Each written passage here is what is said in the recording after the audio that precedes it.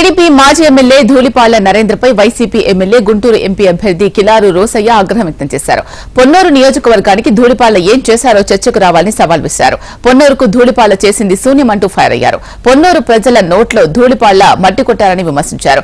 దేవాలయ భూములను తన కుటుంబ సభ్యుల పేరిట రిజిస్ట్రేషన్ చేసుకుని కాలనీలు కట్టారని ఆరోపించారు. ఏదో సచ్చీలులాగా మాట్లాడుతా ఉన్నారు. 25 సంవత్సరాల్లో ఈ నియోజకవర్గం అభివృద్ధికి నోచుకోకుండా ప్రజల్ని నిరంతరం మోసం చేసిన వ్యక్తి ఎవరున్నారంటే ధూళిపాళ్ల నరేంద్ర కుమార్. అదేవిధంగా ఈ రాష్ట్రంలో నారా చంద్రబాబు నాయుడు ఈరోజు ఏదో సచ్చీలులాగా మాట్లాడుతూ ఉన్నాడు.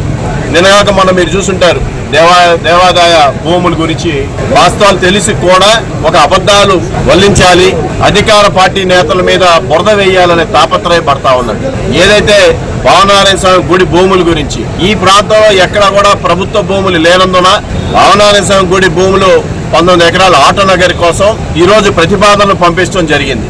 దానికోసమే ఈ భూములు ఎండోమెంట్స్ డిపార్ట్మెంట్ వారు 4 భాగాలుగా విభజించి దాని ఆక్షన్ వేయడం జరిగింది. ఇది తెలుసుకోవాల్సిందిగా కోరుతా ఉన్నా. కానీ ఇదే గత భావనారాయణ స్వామి భూముల్ని పొన్నూరు పట్టణంలో ఎన్జిఓ కాలనీ కానీ, డివిసి కాలనీ కానీ, రవికుమార్ కాలనీ కానీ, వైష్ణవి కాలనీ కానీ ఇవన్నీ ఎవరి భూములు? దేవస్థానం భూములు కాదు.